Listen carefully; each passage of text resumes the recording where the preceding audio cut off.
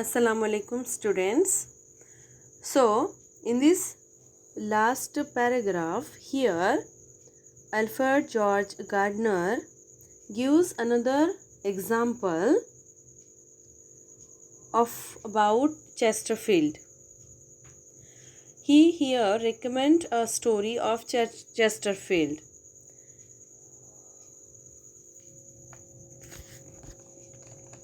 Through a small incident, he narrates about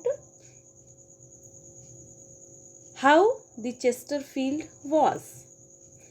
देखिए यहाँ पर लास्ट में A.G. गार्डनर ने यहाँ पर एक चेस्टरफील्ड का छोटा सा वाक़या सुनाकर इस चीज़ को बताने की कोशिश की है कि पैदल चलने के लिए जो पेमेंट्स नहीं हुआ करते थे पुराने ज़माने में। देखिए तो उस टाइम पर लंदन में क्या होता था कि एक छोटी सी वॉल हुआ करती थी और बस उसी वॉल के सहारे सिर्फ एक ही इंसान चल सकता था। उस टाइम पर ये होता था कि हर किसी को उस वॉल पर ही चलना अच्छा लगता था या चलना होता था। सो however only one person can walk at that wall. So this Chesterfield going to that wall and suddenly one person came and want to go in opposite direction and said, I never give the wall to a scoundrel. देखिए क्या हुआ कि वो जो wall होती थी London में उस टाइम पर, तो उस वॉल पर से बस कोई एक शख्स गुजर सकता था। अब जो इंसान आगे होता था ना, उसके पीछे दूसरा वाला होता था, यानी कि जैसे वो फर्स्ट वाला आगे आगे बढ़े तो सेकंड वाला उसके पीछे जाएगा। लेकिन सपोज कभी ऐसा हो कि सामने से भी एक आ रहा हो और अपोजिट डायरेक्शन से भी एक आ रहा हो, तब क्या होगा?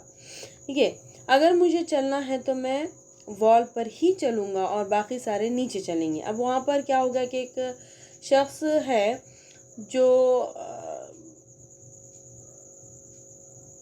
क्या कहेंगे, ज़िद्दी टाइप का, स्टूपिड टाइप का पर्सन है जो उस वॉल पर चल रहा था और अचानक से सामने से चेस्टरफील्ड वहाँ पर आ गए। अब क्योंकि दोनों के अपोजिट डायरेक्शन थी, ना तो चेस्टरफील्ड हटने वाले थे, नीचे उतरने वाले थे, और ना तो वो पर्सन।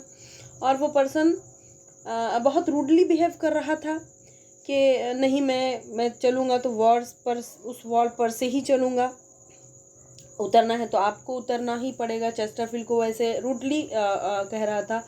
तब उस सिचुएशन में अब देखिए यहाँ पर चेस्टरफील्ड के साथ वो जो सामने वाला पर्सन है बहुत रूडली बिहेव कर रहा है। तो चेस्टरफील्ड ने क्या आंसर किया उसको? आंसर किया कि मैं हमेशा देता हूँ, यानी कि मैं हमेशा क्या देता हूँ?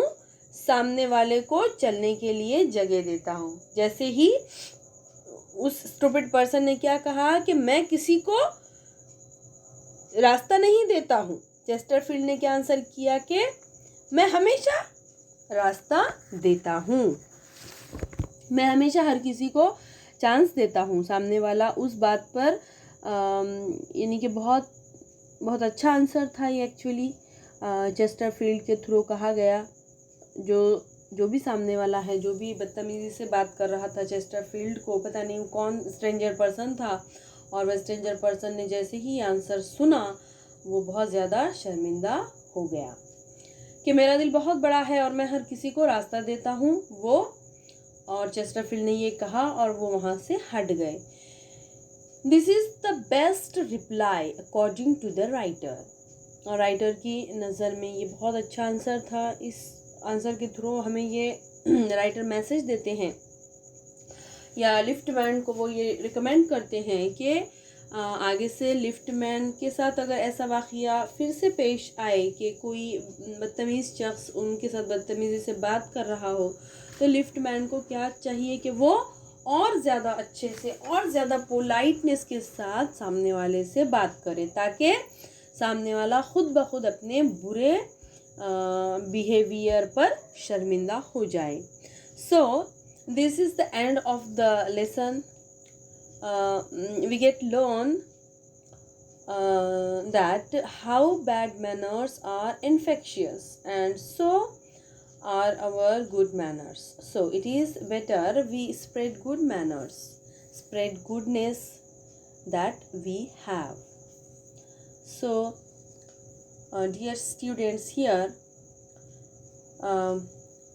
we completed our essay, second essay on saying please.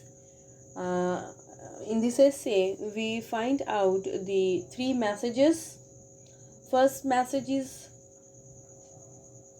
the importance of the good manners.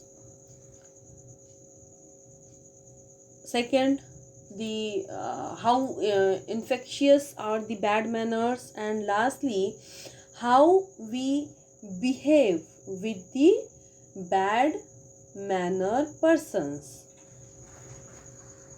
So we end up our lesson here, and in our next lecture we will continue, or we will start our next essay. So thank you for listening this essay, and thank you.